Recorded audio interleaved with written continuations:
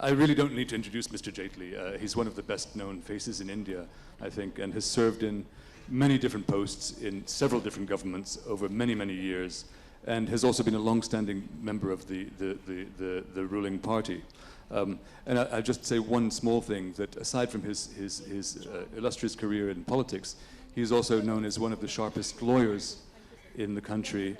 But I think what's unusual is that he's known for how sharp a lawyer he is, but also what a generous and open-minded lawyer he's been. Mr. Jaitley, if I can just plunge right in. Last night we had a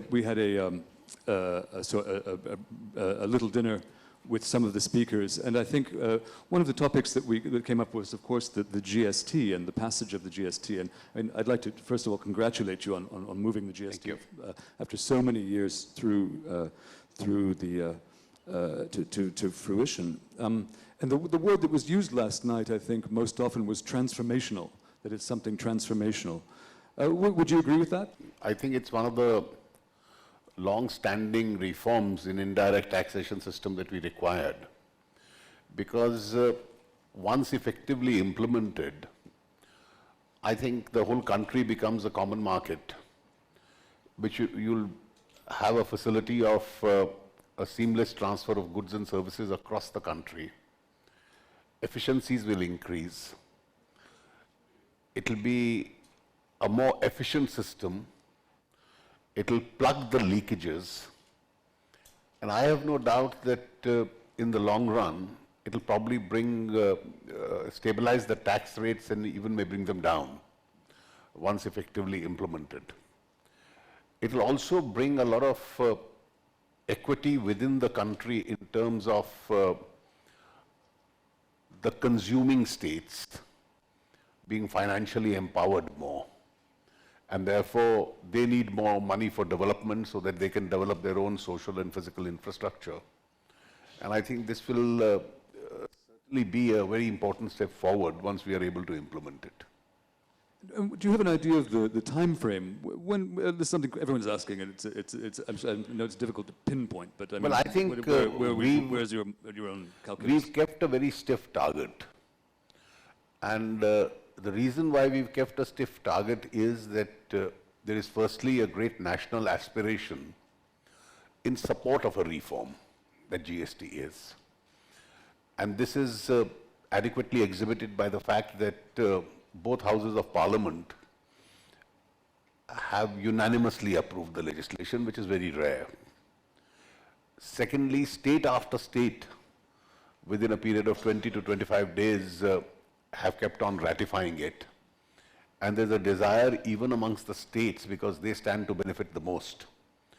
And today, that constitutional requirement has been met. Now the procedural formalities of collecting the proceedings of all the states and sending it to the President for ratification are on. So once that assent is granted by the President, the Constitution amendment will have to be notified. Now, after notification and the constitution of the GST Council, there are obviously some pending issues which the Council will have to resolve. So we have the months of September, October, and maybe parts of November to do that. The Council has a lot of work to do.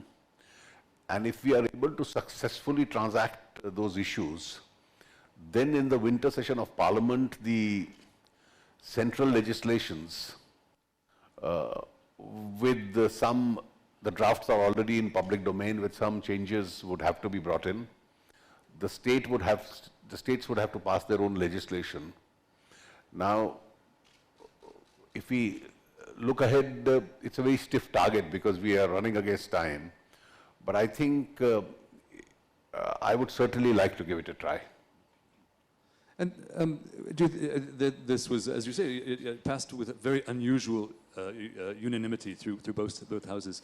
Are we into a new phase of happy parliaments in India, or do you think we'll revert back to the usual scrappy politics? Well, I think one of the strengths of Indian democracy has been, and we've seen it from 1991 onwards, there have been delays because in a large country, many political parties, many states in bringing everybody on board. But proposals which are reform-oriented have never had to be abandoned. They can be delayed because you require a larger consensus for a reform of this kind. But I think that's one of the great strengths of Indian democracy. And we must remember that 2016 India is very different from what it was even 25 years ago when we started the reform process. Today, the constituency that supports reforms is much larger. In fact, much larger than those who try to obstruct them. Secondly, the people have become far more aspirational. And the pressure of public opinion on political parties, members of legislative bodies, to reform and move forward, I think also is very high. Even in this case, I think public opinion had a very significant contribution to make. But if the constituency for reform is much stronger, I mean, there have been, your government has seen through several important reforms, but one thing where we really haven't seen movement is privatization. And could you explain why that is? Isn't there more of a constituency for privatization, and particularly in the finance sector? You see, in order to reach a particular level of reform, you have to evolve into that stage of a public opinion. Now, when you mention the finance sector, for instance, in funding a very large part of infrastructure in India, in funding a very large part of the social sector schemes in India, the public sector banks, despite competition, have had a far larger contribution. And therefore, I don't think the public opinion or the political opinion in India has still converged to a point where you are thinking in terms of any form of privatization in that sector. So some selective reforms do take place. For instance, we've announced a policy that government holding to be brought down to 52%.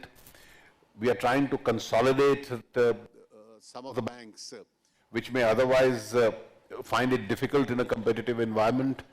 We are also thinking in terms, in one case, to bring down the equity, as we have said, to 49%, the IDBI case. Now, these are all areas where work is in progress. But I think India still realizes that there has been a very important role some of these banks have performed. So in a consolidated manner, probably they would continue in the present shape. But many of these banks are also have a serious debt problem. I mean, you've got a very high debt problem. Is the government going to take any more serious action to address the non-performing loans problem? Well, the government has already initiated a large number of steps. A significant part of this debt problem has been created by sectoral stress in various sectors of the economy.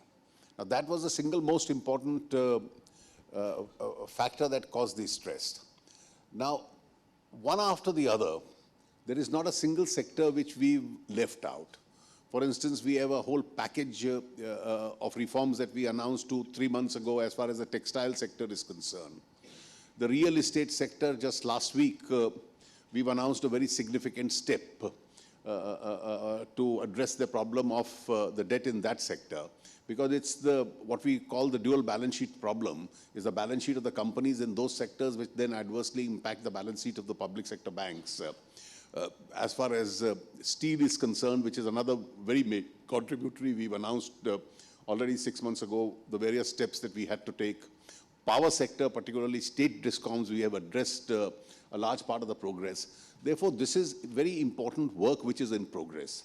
And if you were to ask me, after the passage and maybe the possible implementation of the GST, while that process is on, what would be my first priority at the moment? It's certainly the health of the public sector banks. Now, this is over and above whatever assistance from the budget that we are giving towards the capitalization of the banks. And to return to keep on the theme of things that are a little bit in the red, and go back to the GST, what effect is the GST going to have on the central government deficit, but more particularly state government deficits? You see, at the last meeting about a month ago of the Empowered Committee, which I attended, there was one small meeting thereafter which I didn't attend, of the state finance ministers, this issue had come up. And this whole discussion at that time was as to what rate you must fix and so on, or must it be a constitutionally prescribed cap. And I think unanimously the finance ministers of the state took a very rational and a responsible position. And the position was that the eventual rate that we will fix in the council, and council is really the Empowered Committee plus the finance minister, and I was, though not a member of the Empowered Committee, I was present there at the meeting. And they said the rate should be so revenue neutral that it should be adequate enough to maintain the current levels of governmental revenues, both at the center and the state, keeping in mind the trend of the buoyancy that takes place year after year, but still be reasonable enough not to impose any unreasonable burden on the taxpayer itself. So it's a balancing act. And I think in a large popular democracy like India, finance ministers, both at the center and the states, are going to take that responsible position of a fair mix between the requirement of the state to fund itself and the kind of burden that requirement will impose on the people. So that balancing act will have to be maintained. I'm going to ask a question that's it's probably a very boring question for you and an annoying one, but I'll just ask it anyway, because in the Financial Times, I think yesterday, there was a column which once again suggested that India's growth rates, and I think the last quarter was posted at 7.1%, that if one measures by the old system, they came up with an actual rate, as they said, of 4.3%. Would you like to address this question of this discrepancy? I think this issue is mentioned. We have a convention in India and a practice which the CSO has followed throughout. And I don't think the professionalism of the CSO has ever been called into question. They are a very responsible and a professional organization. They revise their methodologies, and at the end of the day, various international institutions, most importantly the IMF, they accept that data. And please don't forget that once you revise it with effect from a particular cutoff date, thereafter, year after year, you use the same formulation and the increases will be measured over the same formulation itself. And I think if you actually see the extent of activity going on in India, probably this kind of an analysis, of course a columnist is free to make an analysis, would not be a very fair comment. And so there've been, just in the last few weeks, there have been some very good figures, encouraging things about FDI in India, for example, positive sentiment among purchasing managers, the purchasing managers index, and so on and so forth. But one of the statistics where things have been disappointing is the level of investment. I mean, what do you think explains this sort of weak and, in fact, declining level of investment? I still think we are far below our best potential. Even if our figures indicate 7.5 plus minus in that range, as far as the growth is concerned, I think on the positive side, we see a lot of governmental spending. We see a lot of policy changes taking place. We see a lot of confidence of the international investors. We see a record FDI coming in. We are also seeing a lot of activity going on as far as the states are concerned. I think these are all the positive factors which are there in the economy. On the more challenging side, I think I already mentioned the banks. There was a second challenge. I think we are slowly getting out of that. We had 2 years of drought. Hopefully this year, I think the trend will be adequately reversed. And of course, the private sector investment has been much below what we would have desired it to be. And it would be a combination of several factors.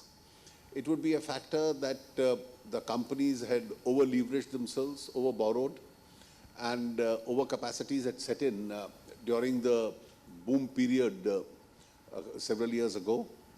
Today they are stressed and trying to find the adequate balance. Demand relatively was lower, and therefore they were facing their own challenges.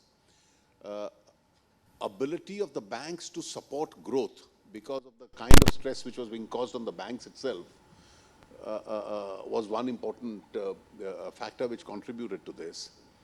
And I think as we move on, even if we see the last quarter results which have come out, if you maintain a 9% plus growth in services and a 9% growth in plus in manufacturing, and hopefully with the agriculture going to improve from this summer onwards, I think we are looking at a much better tomorrow. And when we do that, urban demand coupled with rural demand going up, so there is going to be a domestic demand which is going to increase. And I think it's a situation which may give some scope to the private sector, which has been facing its own challenges. One of the unusual things about India's growth is that to some extent it's been jobless growth, that actually unemployment is slowly building. It's not at dangerous levels, but it's building up. And India has to create 1 million jobs a month. Would you have any ideas of how to generate jobs quickly? What would you do to You see, in a country like India, the structured, organized sector does, when you have a high growth, does create some jobs. But there is a much larger space in job creation, even in India's SMEs and in the informal sector itself. Now that's a huge job creator. In fact, that's a much bigger job creator. Now measuring many of those jobs itself may be a little bit of a problem, and that's why we don't have the structured data in some of those sectors itself. And even during the period where in the last 2 years where there have been various challenges to the economy, we've been also concentrating, besides the organized sector, on these sectors. For instance, banking finance to these sectors has radically increased. And the kind of finance being given to smaller individuals for businesses, for trades, to generate self-employment, I think that's a parallel strategy which we've been following. And that's where also a lot of jobs are being created.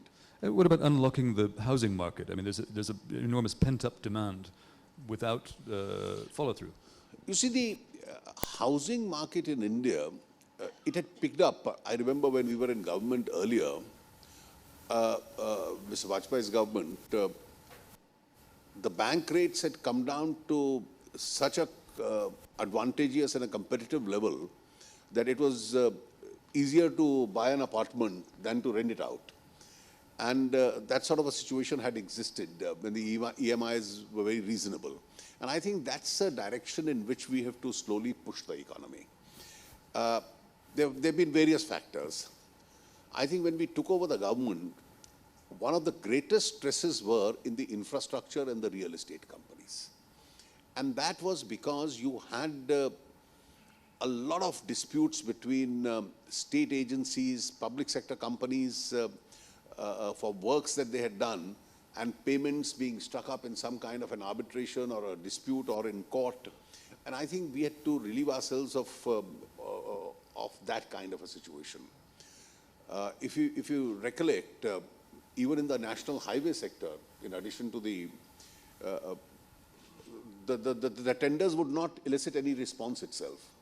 And therefore, each one of the steps which we've taken, I think the highways are moving and moving quite well, the rural roads are moving quite well, and we've taken at least a series of steps in order to ease the kind of stress which was caused on the real estate companies. We've amended the arbitration law, we've provided for a fast-track arbitration.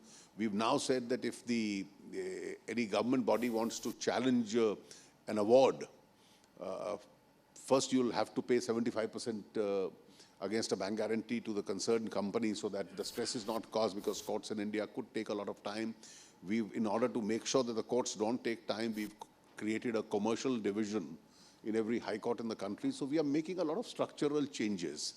And I think as we move forward, and if inflation comes under greater control and the rates stabilize, in fact, come down a little, it will certainly help the housing market in India.